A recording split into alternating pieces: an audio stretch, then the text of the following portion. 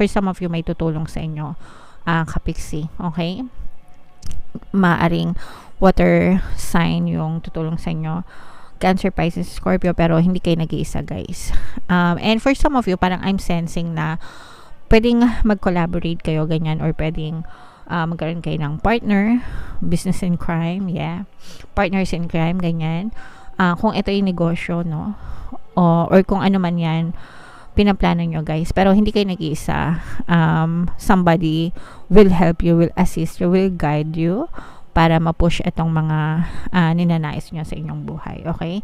So, i-push-push nyo lang, guys.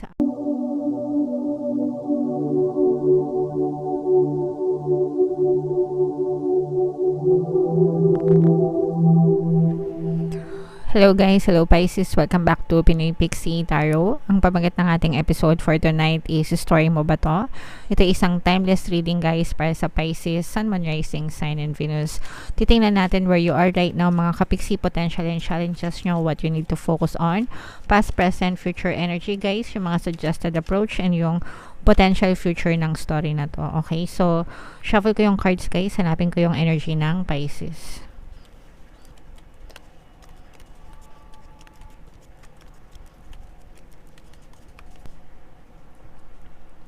Eto, so Pisces, kayo ay represent ng Queen of Cups sa ating spread. Napakaliit ng cards.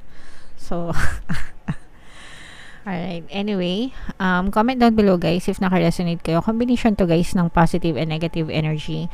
General reading lang. Pwede mag-resonate, pwedeng hindi. Kung naka-resonate kayo, guys, comment down below. Alright? So, for some of you, guys, you may be dealing with an air sign, Aquarius, Gemini, Libra, or maaaring may air element kayo sa inyong natal chart, guys. For some of you, maaaring you are also planning to do something. Maaaring meron kayong pinaplano, inaaral, nire-research na gusto nyong gawin sa buhay nyo, mga kapiksi. So, titingnan natin how this story will unfold habang binabasa natin yung spread nyo. You have a lot of challenges, mga kapiksi, kasi for some of you, parang nag-hold back pa kayo dito sa mga plano na to. For some of you, kung ito may kinalaman sa negosyo, ganyan, parang medyo tight pa yung budget nyo, kaya nag-hold back pa kayo. Kumbaga hindi nyo siya ma-push, hindi nyo siya maituloy kasi kulang sa kapital, kulang sa puhunan yung iba sa inyo. And for some of you, parang maaaring hindi pa rin sapat yung panahon or kaalaman na meron ka regarding dyan sa business na yan or sa investment na yan or kung ano man yung pinaplano mo. That's why parang nandun ka pa sa stage na hindi ka pa makapag-decide, okay? Kung magpupush ka na ba or mag-go ka na, ganyan. Alright? What you need to focus on right now, mga kapiksi, for some of you, you have a lot of limiting beliefs then. And yun yung malaking factor kung bakit hindi mo to ma-push, kung bakit nag-aalangan ka, kung bakit nag-hold back ka. There are a lot of limiting beliefs. There are a lot of, yung iba sa inyo, literal na maaring limited din yung resources nyo. Okay? Like yung sabi ko nga, puhunan or yung skills nyo, yung knowledge nyo, baka limited din, ganyan. So parang, and yung iba naman sa inyo, guys, you may be trapped din sa analysis, no? Baka puro analyze na lang then yung ginagawa nyo na sometimes hindi na kayo nakaka-take ng action. Ang tawag nun, guys, is analysis paralysis. Okay? So, what you need to focus on, mga kapiksi, is to break those barriers, no? You have to think outside of the box. Diba? Pag sinabing outside of the box, pwede kang magtanong sa ibang tao kung ano yung perspective nila, kung ano yung recommendation nila or suggestions nila, kasi baka meron silang hindi nakikita na hindi mo nakikita dun sa iyong view, dun sa iyong dun sa iyong view, diba? So sometimes mabuti na magtanong sa ibang tao, ganyan, kung ano yung suggestions nila or recommendations, kasi may nakikita sila, pwedeng may makita sila sa kanilang perspective na hindi mo nakikita, mga kapiksi, and that might help you na makapag-decide. Alright? Sa iyong recent past, mga kapiksi, there may be parang nag-spark, no, yung opportunity na to sa iyong recent past, and itong, kumbaga, itong opportunity na to, natutunan mo pa siya or galing pa siya sa inyong recent past mga kapiksi, pero parang hindi siya nag-materialize, hindi siya nagkatotoo, hindi siya nangyari, hindi siya na-push, in short. Kaya right now parang gusto mong ituloy yung plano na yun, or ina-explore mo, pinag-aaralan mo, kasi parang nakita mo na maaring may mga malalaki or magagandang potential siya na dadalhin sa iyong kabuhayan. Yes, blessings, no? Ayan, mga kapiksi, ito yung greatest strength nyo mga kapiksi. You are aiming for blessings, brighter future. Kumbaga ito yung nagsisilbing motivation para sa inyo guys, yung magkaroon ng maliwanag na buhay, bright future, ganyan. Syempre buhay na punong-puno ng blessings at pagpapala, 'di ba? Lahat naman tayo guys, yan yung ating minimithi sa buhay, 'di ba? And for some of you, parang yan yung nagsisilbing gasolina para sa inyo, inspiration and motivation to keep on going mga kapiksi. Alright? And in the near future guys, no, parang feeling ko talagang medyo magde-devote kayo ng oras at panahon dito, kasi yung burning desire nandun, no, yung passion nyo, yung nais nyo. And for some of you guys, pag meron kayong nasimulan, parang gusto nyo siya talagang tapusin, gusto nyo siyang i-carry out hanggang sa finish line para makita nyo talaga yung end result, yung byproduct. Okay? And this is also a fire sign energy, Aries, Leo, Sagittarius. So maaring may fire element ka sa yung natal chart, or there may be a fire sign na maaring tumulong sa inyo guys. Alright? Suggested approach guys, no, you just have to really focus on this, and definitely magmamanifest din itong mga nais mo if in case na gusto mo talaga siyang explore, expand, and magdadala ito ng magagandang blessings sa inyo. So mamamanifest nyo itong mga blessings na to mga kapiksi sa buhay nyo. So i-declare nyo na yan, i-mind nyo na yan guys, no? Mind below, mind blessings, comment down below mga kapiksi. Mind blessings, mind manifestation, as in mamamanifest nyo talaga yan. Nagkakanda bulol-bulol na ako. You will definitely see concrete evidence, no? Sa iyong 3D, basta sinimulan mo, basta i-focus mo yung attention mo, and maging consistent ka and mag-persist, guys, talagang makita kayo ng resulta. What you need to know mga kapiksi, no, magiging sitting pretty ka din in the near future, and magiging maganda yung status ng iyong kabuhayan guys.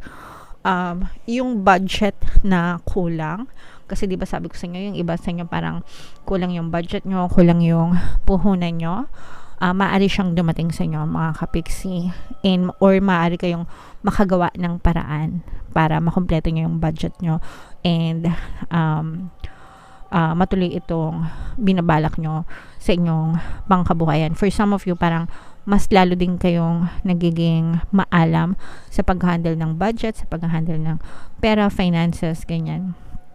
So, yeah. And your hopes and fears, mga kapiksi, this is more on hopes, guys. Tutuparin ni universe yung mga pangarap nyo, okay? And your worries, yung mga worries nyo, yung mga stress nyo, yung mga worries nyo, as in, mawawala sila. Parang they will be behind your back, and the universe, parang si universe yung naka-backup sa'yo, okay? Backup sa'yo, okay? So parang you don't need to worry because the universe has your back mga kapiksi, and you will be emotionally happy and satisfied sa kung ano man yung magiging progress or magiging resulta nitong journey mo sa iyong kabuhayan. And yung iyong potential future sa sitwasyon na to guys, this is a water sign energy, Cancer, Pisces, Scorpio. For some of you, maaring may water element ka sa iyong natal chart. For some of you, may tutulong sa inyo kapiksi, okay? Maaring water sign yung tutulong sa inyo, Cancer, Pisces, Scorpio, pero hindi kayo nag-iisa guys. And for some of you, parang I'm sensing na pwedeng mag-collaborate kayo ganyan, or pwedeng magkaroon kayo ng partner, business in crime, yeah, partners in crime, ganyan. Kung ito yung negosyo, no, or kung ano man yan, pinaplano nyo guys. Pero hindi kayo nag-iisa. Somebody will help you, will assist you, will guide you para ma-push itong mga ninanais nyo sa inyong buhay. Okay? So, i-push-push nyo lang guys. Persist hanggang sa makita ng result ng mga kapiksi. This is a very positive reading. So, comment down below guys if naka-resonate kayo dyan sa story na yan. And, tingnan natin yung mga additional na mensahe sa inyo mga kapiksi. Shuffle ko tong cards. Sabang sinashuffle ko to, panoorin nyo muna tong video natin regarding sa ating paano mag-manifest ng abundance video course. Kapiksi, sawa ka na ba sa mga struggles at hirap sa buhay mo? Masipag ka ba at masikap sa buhay ngunit hindi ka pa rin umaasenso? Ilang beses ka na bang nag-attempt magnegosyo at mag-invest pero palagi ka pa rin nalulugi? Sa pagkakataon na ito ay maaaring may subconscious beliefs ka na nagiging balakid sa iyong pag-unlad at pagyaman. Introducing, paano mag-manifest ng abundance video course. Dito ay matututunan mong ma-overcome ang mga balakid mo para tuluyan ka ng umunlad, umasenso, sumagana, maging matagumpay, successful at maswerte sa iyong kabuhayan, pera, trabaho, negosyo, salapi at kaperahan ng bonggang-bongga. Dali, mag-send na ng email sa pinoypixitaro@gmail.com at simulan na ang iyong pagyaman ngayon. Alright, so mag-avail ka rin ng course Kapiksi, sobrang ganda talaga yan and maraming kayong matututunan. And magbibigay din ako ng 1 free pampaswerte subliminal until September 31 guys, so mag-avail na kayo habang mainit-init pa. So ito yung mga additional na messages para sa inyo. Spread your wings guys, no? Sobrang gandang message kasi ang ibig sabihin nito guys, malayo pa yung mararating nyo, malayo pa, mataas pa yung liliparin nyo dito sa journey na to. Ibig sabihin yung potential nito guys, nitong niluluto nyo, sobrang laki, sobrang taas. So, wag nyong ilimit yung sarili nyo kasi ito yung nagiging balakid sa inyo, no? Yung mga limiting beliefs nyo, yung mga fears nyo, yung mga doubts nyo, yung mga what ifs nyo. Baka kasi meron kayong mga what if, ganyan, paano kung hindi kumita, paano kung mag-fail, paano kung hindi pumatok, ganyan-ganyan. So, alisin nyo yun kasi yun yung nagsisilbing block sa inyong kabuhayan mga kapiksi. Instead, do not hold back, no? Do not hold back right now. The timing is perfect. Sobrang ganda ng message, guys.